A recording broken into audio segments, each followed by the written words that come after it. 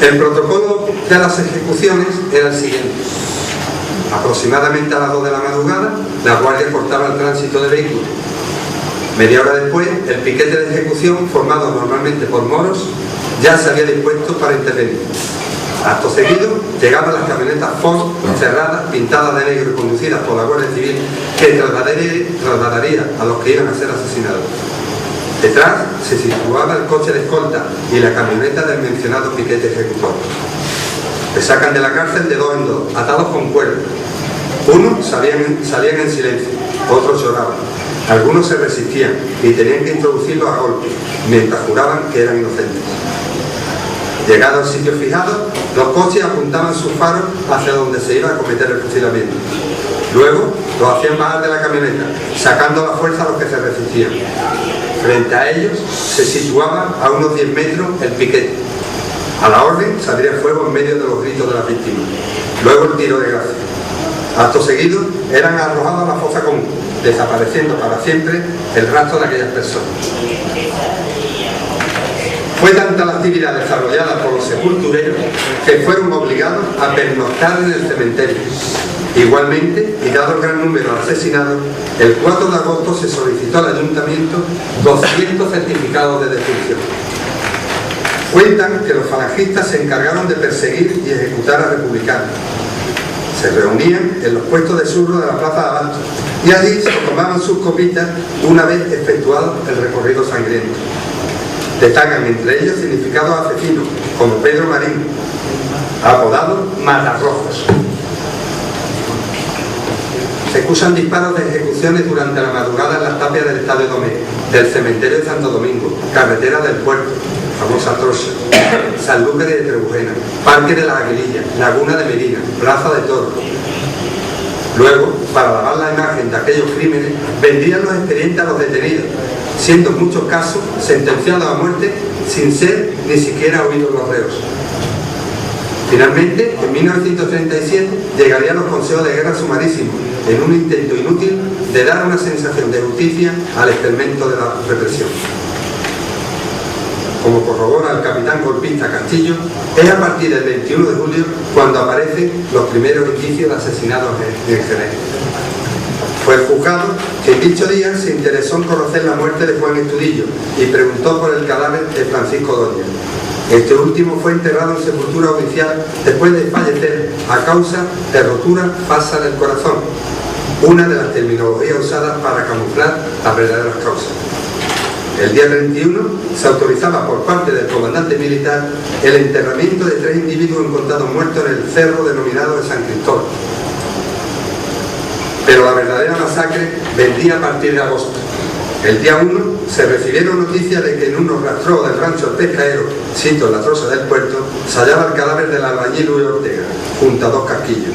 También se informó desde el cementerio que desde las 5 de la mañana del día anterior se encontraba en aquel depósito el cadáver de un legionario. El día 5 se encarece desde la alcaldía la inmediata entrega al cementerio de 9 ataúdes con destino a los cadáveres de otros tantos individuos hallados en la Laguna de Medina. El día 7, el juzgado solicita se fotografiara el cadáver de un desconocido que había sido hallado en el primer mojón de este término. También, para aquellos días, fueron llevados a Rota y allí asesinados 8 obreros pertenecientes a la directiva del Sindicato de Albañiles de Jerez. El día 10 son fusilados en el Pozo de la Víbora el concejal socialista Francisco Retamero y el redactor del diario Ráfaga, Francisco Guerra. Previniendo lo que se la viginaba, el inspector de primera enseñanza de Jerez, Teófilo Zabal, que se hallaba detenido, adquiere en propiedad una sepultura en el cementerio. El día 29 fue asesinado. El 24 de agosto, el alcalde de Jerez, Antonio Miguel Oliver Villanueva, es asesinado, acusado de haber cursado un telegrama a Zalde, buscando sus asesinos el motivo en su profesión oficial de telégrafo. Aquella noche fue llevado a la tapia del cementerio y allí le mataron, siendo posteriormente rematado en el suelo. El cuerpo fue hallado por el guardia del cementerio que avisó a su suegro, del difunto Oliver, quien lo recogió y lo enterró en la tumba de unos amigos. El matrimonio formado por la maestra Carmen Hombre Ponzoa y el litógrafo Juan Máximo Salazar, ambos de religión protestante, serían vilmente asesinados, destacando que Carmen se hallaba embarazada. En Jerez, Muchos de los que huyeron o se escondieron eran masones de las logias instauradas en la ciudad. Destaca la Acacia 63, nueva creación de los Valles de Jerez y la denominada El Pelícano. A ella pertenecieron alcaldes republicanos como Juan Narváez Ortega, concejales como Rafael Orge, sindicalistas como Fernando Izquierdo, maestros como Juan Jiménez, etc. La dura represión que se materializó y la propia guerra civil trajo consigo una gran orfandad entre las familias jerezanas. Para atender las necesidades más básicas de estas personas se crearon los llamados carnés de huérfanos de la Revolución y la Guerra, asumiéndose el auxilio de dos menores de 18 años que hubiesen perdido las personas a cuyo cargo corría su subsistencia. En Jerez calculamos que hubo unos 250. ¿Qué podemos decir de las viudas? Quedaban en la ruina, cargadas de hijos, como la viuda de Francisco Fernández, Magdalena Serma, que se quedó con 7. Sin casa, como la viuda de José Garrido, Francisca Ortega, y sus 7 hijos, que residían debajo del hueco de una escalera, sin cama, como la viuda de Antonio Cordero, que con sus 5 hijos dormía por tanto en el suelo, cuyo informe pone los pelos de punta. A los asesinatos indiscriminados siguió la depuración con la destitución de cualquier cargo público, de las personas sobre las que recayera cualquier sospecha. Ese fue el caso de los practicantes Salvador Rasero y el Mundo Masero, o el médico de la beneficencia José Díaz Borrego, que además fueron asesinados. Entre los maestros serían cesados o suspendidos de empleo y sueldo muchos, entre ellos Manuel Fernández de la Escuela del Portal. Otros fueron directamente asesinados, como Dionisio Fernández, Antonio Galvez, etc. En lo que corresponde al nuevo ayuntamiento, después de la correspondencia de depuración, la primera sesión celebrada por la nueva comisión gestora fue el día 28 de julio bajo la presidencia del alcalde insurrecto Bernabé Rico Cortés. Una de las primeras medidas que adoptaron fue la reapertura de los comedores de caridad y la parcelación de las llamadas casas baratas, que ya no serían exclusivamente para obreros. El 15 de agosto, durante la celebración en la Alameda Cristina del izado oficial de la nueva bandera nacional roja y guarda, con una misa de campaña presidida por la imagen del Cristo de la Expiración, un avión Junker J-52 tuvo un accidente en el campo de aviación de Zarandilla, pereciendo en el mismo sus 3 tripulantes alemanes. Los golpistas intentan dar la sensación de normalidad. La empresa valenciana restablece todos los servicios que mantenía entre Jerez y la cercanía. El fútbol y los toros se van incorporando poco a poco a la vida rutinaria. Se ponen en marcha algunas veladas musicales, bailes, cantes flamencos, etc. Pero sin duda, el gran coloso jerezano en el mundo de los espectáculos fue el Gran Teatro Villamarta, que abriría a finales de julio, ya bajo el imperio de la censura. La mayoría de los jerezanos que consiguieron huir de la barbarie se dirigieron a través de la sierra hacia la capital malagueña. Un escenario donde se verificaron incontables sucesos de lucha, represión y fusilamiento fue el Cortijo del Marrufo. Se tiene constancia de que desde el 36 al 39 se produjeron una serie de víctimas mortales de los que se fueron allí concentrando provenientes de las distintas poblaciones de las provincias próximas. La mayor parte de ellos serían enterrados en fosas comunes, localizadas en el predio forestal conocido como Olla de los Calderos, principalmente en la finca El Marrufo, inscrito todo ello en el Parque Natural de los Alcornocales. Con el comienzo de la guerra, aquella zona abrupta y espesa se convertiría en el último baluarte republicano de la provincia de Cádiz en caer en manos faciosas. El día 30 de octubre saldría para operar en aquella zona la columna rebelde mandada por el capitán Arizón, compuesta de carabineros, requeté de Jerez y 2 escuadrones a pie a tierra del depósito de Recría y Don. Por la carretera de Arco, una vez llegado al puente sobre el río Aceite, una sección del escuadrón subió a la Sierra de Cabra para controlar el puente, impidiendo todo corrimiento del enemigo.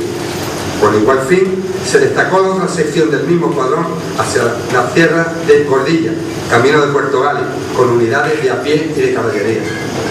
El requeté de Jerez subió por las Ardas, dejando un destacamento en lo alto del puerto para asegurar ese flanco, mientras el comandante Arizón, seguido de una sección de carabineros, ocupó Puerto Gali.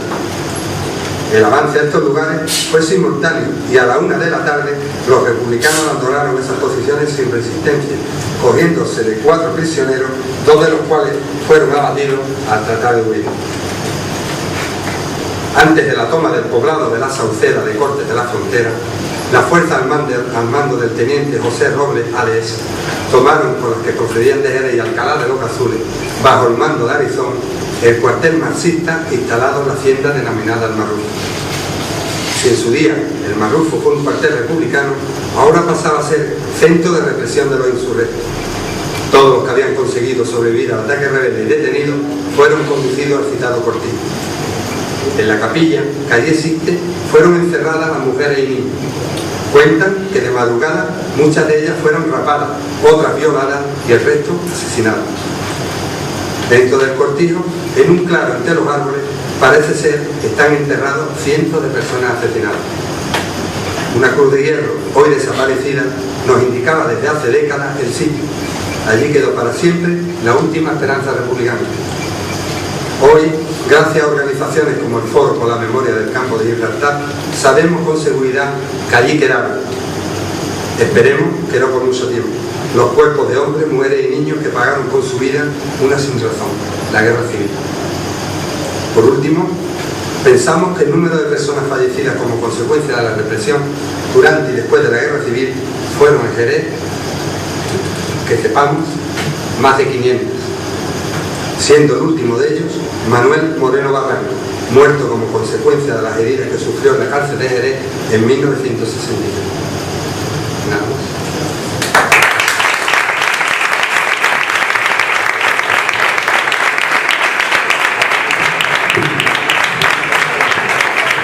Si os parece, podemos abrir un turno de palabras para comentar o preguntar algo. Quería decir que la mayoría de las frases que he dicho son textuales, están sacadas de documentos. Casi un 50% del Archivo Municipal de Jerez es estupendo y a todos recomiendo que visitéis la biblioteca, que conozcáis vuestro archivo, que es importantísimo, es más antiquísimo. Además del Centro de Artillería de Sevilla, que hoy en día es un centro también de investigación de todos los expedientes sumarísimos de Consejo de Guerra, el Archivo Histórico Provincial de Cádiz, el Archivo de Simancas, el Archivo de Ávila, el Archivo de Segovia, y así un mogollón de sitios que hemos recorrido para que hoy podáis escuchar un poquito como he dicho. Esto es una base mínima de un proyecto que llevamos ya 5 años, 6, que será, espero, publicarse para el año que viene, se va a llamar Jerez 1936, en el cual pues creemos que hemos metido la esencia de lo que ocurrió aquel año, no solamente el tema bélico, sino todo el tema social, cómo se vivía, cómo se padecía, de qué vivían los jereztanos en aquel año tan terrible y de tantas ilusiones que tuvieron cuando la llegada del Centro Popular. Y bueno, pues estamos abiertos a cualquier pregunta que queráis. No tiene por qué ser que conste en lo que hemos leído.